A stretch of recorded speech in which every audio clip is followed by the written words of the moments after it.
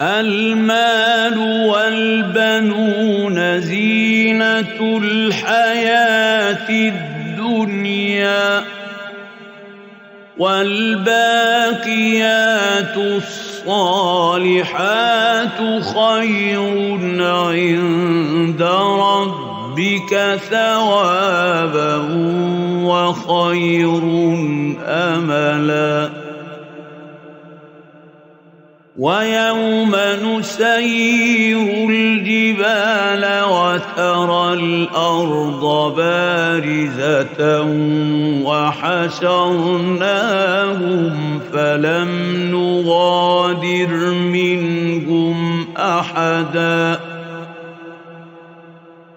وعرضوا على ربك صفا لقد جئتمونا كما خلقناكم أول مرة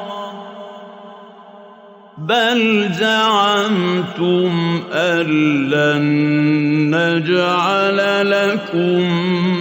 موعدا ووضع الكتاب فترى المجرمين مشفقين مما فيه ويقولون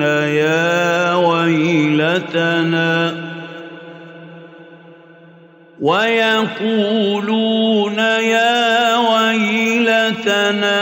ما لهذا الكتاب لا يغادر صغيرة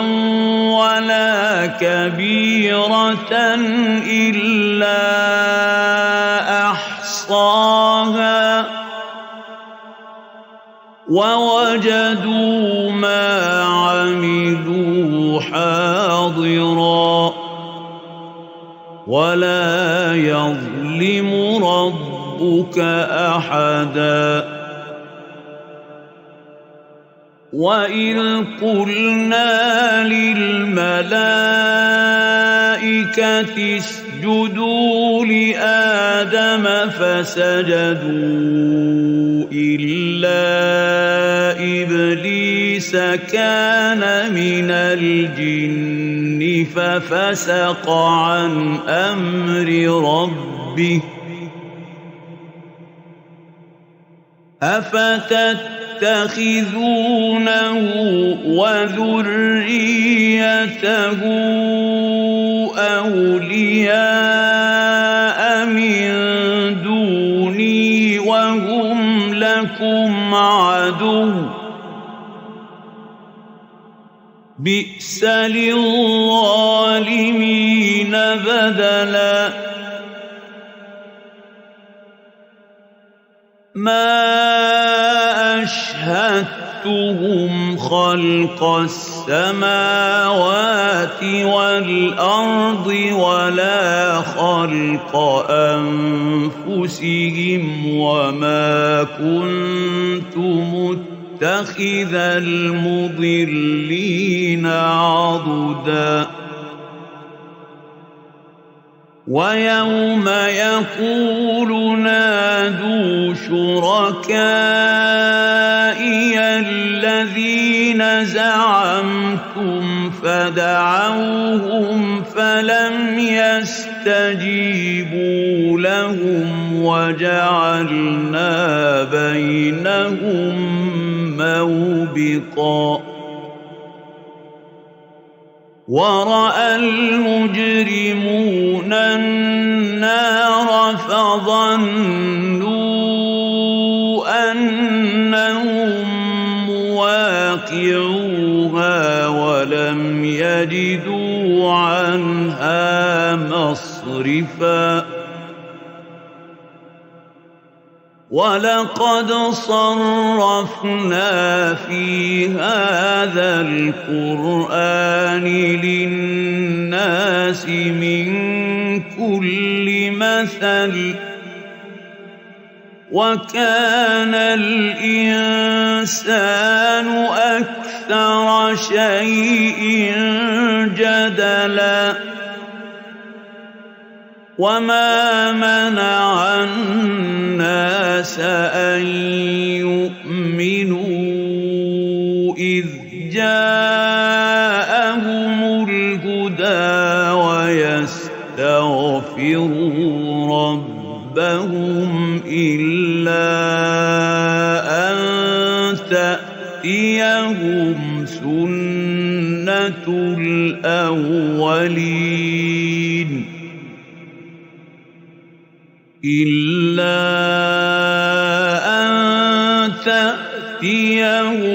سنة الأولين أو يأتيهم العذاب قبلا وما نرسل المرسلين إلا مبشرين ومنذرين ويجادل الذين كفروا بالباطل ليدحضوا به الحق واتخذوا آياتي وما أنذروا هزوا ومن أظلم ممن ذكر بآيات ربه فأعرض عنها ونسي ما قدمت يداه إنا جعلنا على قلوبهم أكنة أن يفقهوه وفي آذانهم وقرا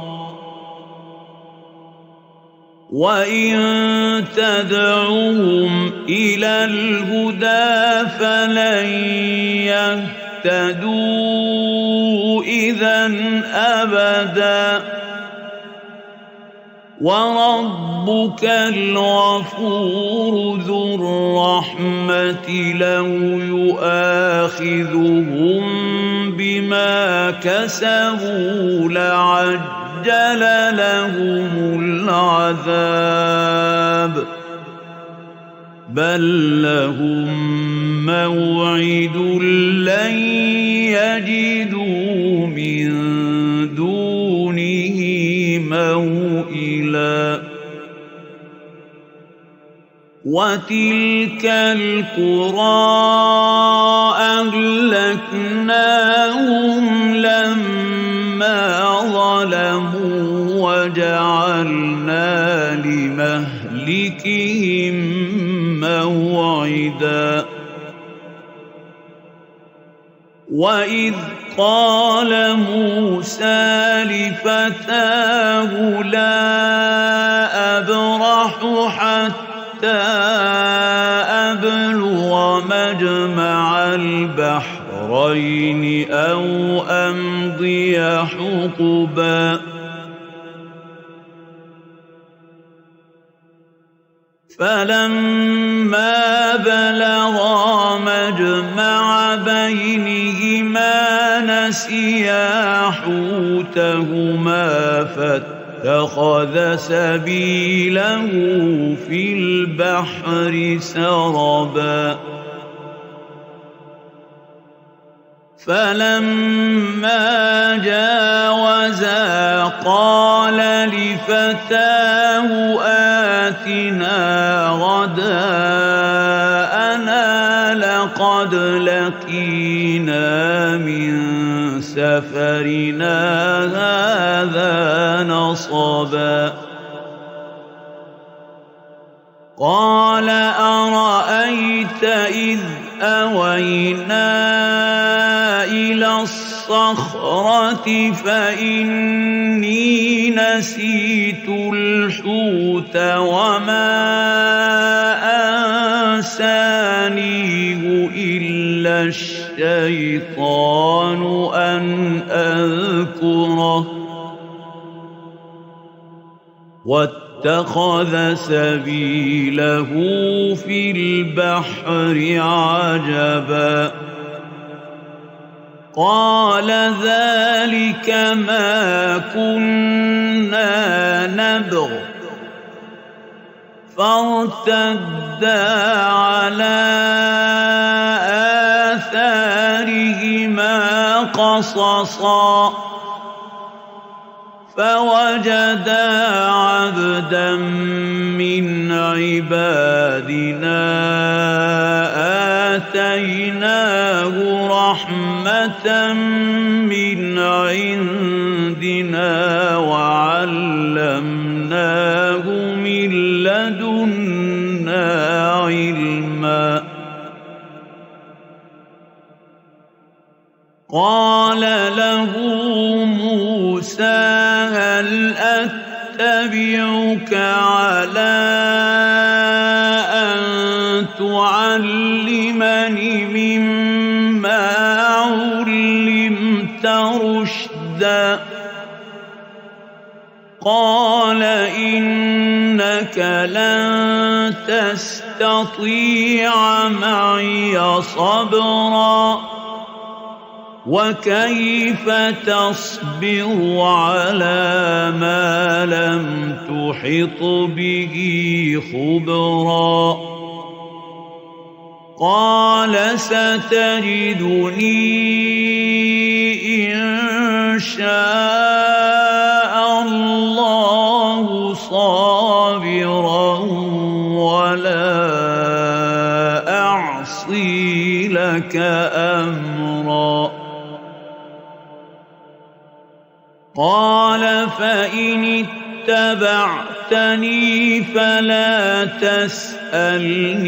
عن شيء حتى أحدث لك منه ذكرا فانطلقا حتى إذا ركبا في السفينة خرقها قال أخرقتها لتغرق أهلها لقد جئت شيئا إمرا قال ألم أقل إنك لن تستطيع معي صبرا قال لا تؤاخذني بما نسيت ولا ترهقني من أمري عسرا فانطلقا حتى إذا لقيا غلاما فقتله قال أقتلت نفسا زكية قال أقتلت نفسا زكية بغير نفس لقد جئت شيئا نكرا قال ألم أقل لك إنك لن تستطيع معي صبرا قال إن سألتك عن شيء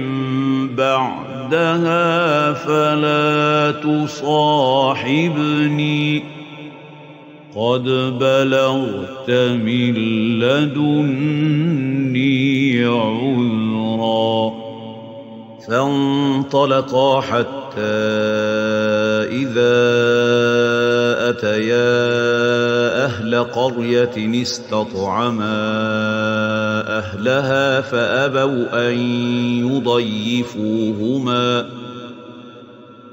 فأبوا أن يضيفوهما فوجدا فيها جدارا يريد أن ينقض فأقامه قال لو شئت لاتخذت عليه أجرا قال هذا فراق بيني وبينك سأنبئك بتأويل ما لم تستطع عليه صبرا أما السفينة فكانت لمساكين يعملون في البحر فأردت أن أعيبها وكان وراءهم ملك يأخذ كل سفينة غصبا وأما الغلام فكان أبواه مؤمنين فخشينا أن يرهقهما طغيانا وكفرا فأردنا أن يبدلهما ربهما خيرا منه زكاة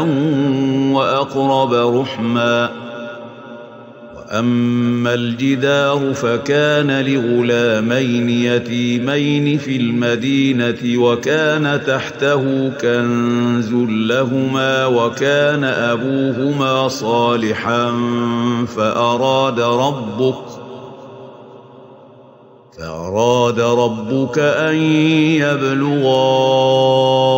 أشدهما ويستخرجا كنزهما رحمة من ربك وما فعلته عن أمري ذلك تأويل ما لم تسطع عليه صبرا ويسألونك عن ذي القرنين قل سأتلو عليكم منه ذكرا إنا مكنا له في الأرض وآتيناه من كل شيء سببا فأتبع سببا حتى إذا بلغ مغرب الشمس وجدها تغرب في عين حمئة ووجد عندها قوما قلنا يا ذا القرنين إما أن تعذب وإما أن تتخذ فيهم حسنا قال أما من ظلم فسوف نعذبه ثم يرد إلى ربه فيعذبه عذابا نكرا وأما من آمن وعمل صالحا فله جزاء الحسنى سنقول له من أمرنا يسرا ثم أتبع سببا حتى إذا بلغ مطلع الشمس وجدها تطلع على قوم لم نجعل لهم من دونها سترا كذلك وقد أحطنا بما لديه خبرا ثم أتبع سببا حتى إذا بلغ بين السدين وجد من دونهما قوما لا يكادون يفقهون قولا قالوا يا ذا القرنين إن يأجوج ومأجوج مفسدون في الأرض فهل نجعل لك خرجا على أن تجعل بيننا وبينهم سدا قال ما مكني فيه ربي خير فأعينوني بقوة أجعل بينكم وبينهم ردما آتوني زبر الحديد حتى إذا ساوى بين الصدفين قال انفخوا حتى إذا جعله نارا قال آتوني أفرغ عليه قطرا فما استطاعوا أن يظهروه وما استطاعوا له نقبا قال هذا رحمة من ربي فإذا جاء وعد ربي جعله دكاء وكان وعد ربي حقا وتركنا بعضهم يومئذ يموج في بعض ونفخ في الصور فجمعناهم جمعا وعرضنا جهنم يومئذ للكافرين عرضا الذين كانت أعينهم في غطاء عن ذكري وكانوا لا يستطيعون سمعا أفحسب الذين كفروا أن يتخذوا عبادي من دوني أولياء إنا أعتدنا جهنم للكافرين نزلا قل هل ننبئكم بالأخسرين أعمالا الذين ضل سعيهم في الحياة الدنيا وهم يحسبون أنهم يحسنون صنعا أولئك الذين كفروا بآيات ربهم ولقائه فحبطت أعمالهم فلا نقيم لهم يوم القيامة وزنا ذلك جزاؤهم جهنم بما كفروا واتخذوا آياتي ورسلي هزوا إن الذين آمنوا وعملوا الصالحات كانت لهم جنات الفردوس نزلا خالدين فيها لا يبغون عنها حولا قل لو كان البحر مدادا لكلمات ربي لنفد البحر قبل أن تنفد كلمات ربي ولو جئنا بمثله مددا قل إنما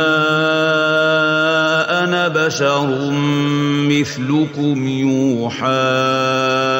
إلي أنما إلهكم إله واحد فمن كان يرجو لقاء ربه فليعمل عملا صالحا ولا يشرك بعبادة ربه أحدا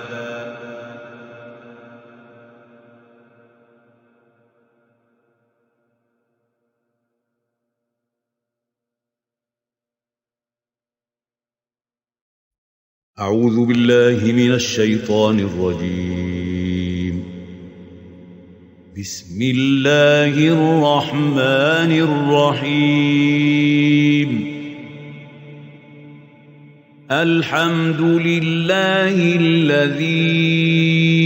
أنزل على عبده الكتاب ولم يجعل له عوجا